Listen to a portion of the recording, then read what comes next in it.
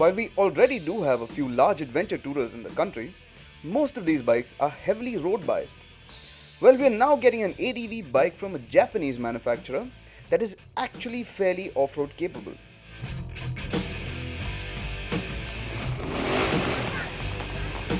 With a heritage that includes success in the Dakar races in the late 1980s, we know that this motorcycle has definitely got its bearings right.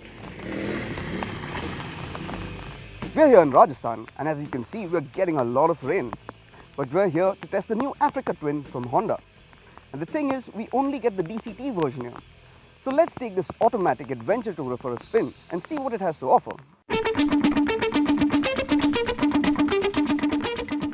The Africa Twin takes its design cues from Honda's current Dakar competition bike, the CRF 450 Rally.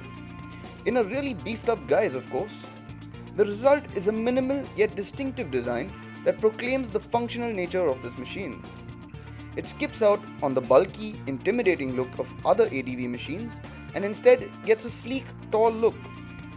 The front fairing encompasses radiator shrouds which drop down to the sides.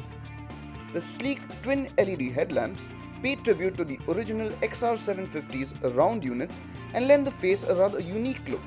Relatively small for an ADV bike, the 18.8-litre tank further contributes to the Africa Twin's sleek form. The side and rear profile see simple functional designs with a long, bright red two-piece seat unit that complements the Dakar-inspired paintwork.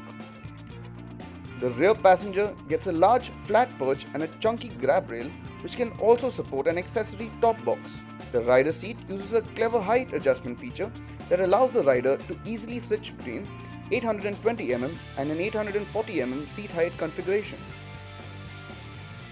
So as you can tell, it's clearly a very tall bike. But once you get into the saddle, you'll notice the seat isn't really that high. And that's because we get the 820mm version of the seat for India. While the seat is well padded and really holds the rider in place nicely, it's also got a very narrow tank-to-seat junction, which is a very good thing, especially when you're standing and riding. The sleek look manifests itself in a narrow feel, while the wide bars provide great leverage while also offering the tightest turning radius in class. Behind the non-adjustable windscreen lies a tall, vertically stacked instrument cluster inspired by the Dakar bikes. A taller windscreen is available as an accessory. Information is fairly easy to read with the speedometer and tachometer displayed at the top, while riding mode, trip and other information is displayed along the lower screens. Telltale lights are located along the sides of the console. The switchgear on the left side allows control of the various modes in the screen, as well as the 3-stage traction control. The unusual paddle shifters are also located on the left. The right switchgear gets a rocker switch that's marked N, D and S to select the drive modes. On the right of the Speedo console lie the ABS button and G button to control the switchable ABS or switch the bike into gravel mode.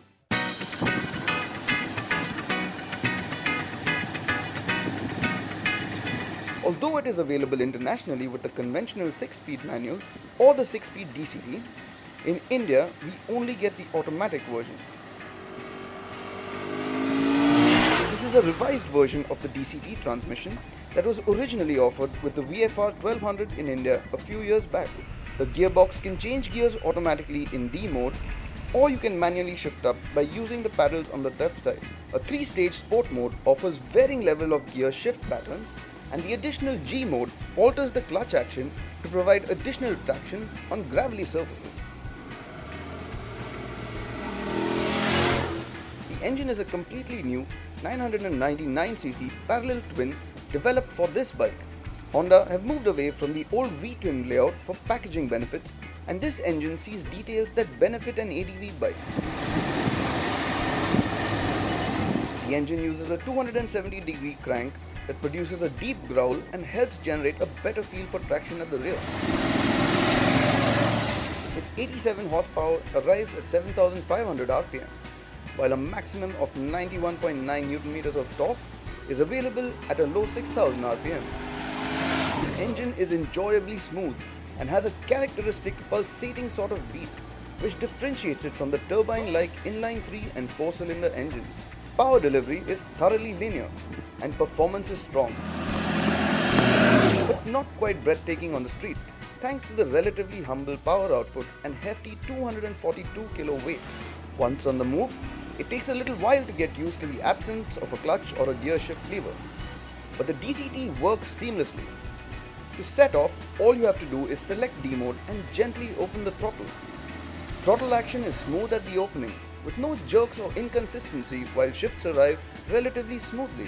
While in D mode, the bike soon starts to feel quite tame, and you'll soon find yourself switching into sports modes. The gearbox shifts later in these modes but remains relatively intuitive. Inclines and slopes are well accounted for, and the downshifts arrive along with braking to ensure you're in the right gear for corner exits.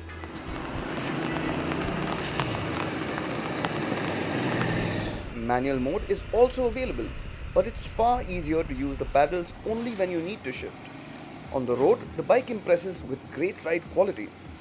Potholes, even larger sized ones, are simply swallowed up, and the bike has a very rugged, indestructible feel about it. At higher speeds though, you'll find that it's reasonably capable, but the more road-biased ADV bikes simply handle these higher speeds better. The skinny front wheel doesn't provide much feedback on tarmac, and the Dunlop Trail Max tires aren't the best we've experienced in this segment. The traction control system also feels a little basic, even in the least intrusive setting.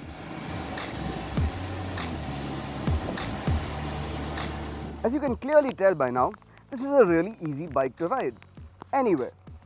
Once you get used to the DCT system, which doesn't take very long, you can really explore the full potential of what this bike has to offer. Switch the ABS and traction control off when you hit the dirt. And here's where you'll really appreciate how off-road capable this machine is, if off-roading is your thing.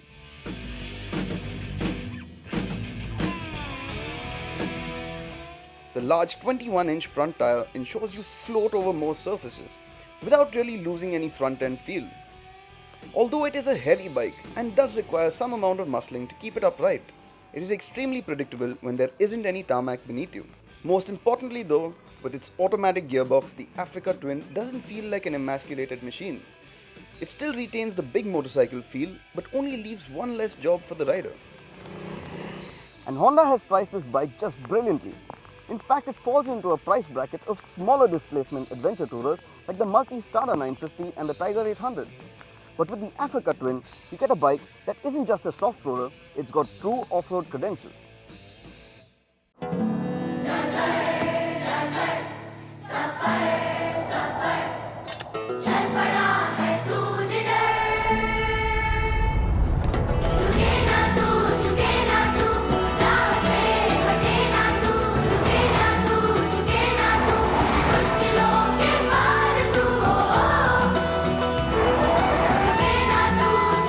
इसी कभी न रुकने वाले जुनून को रफ्तार देता है सर्वो वर्ल्ड क्लास लुब्रिकेंट्स।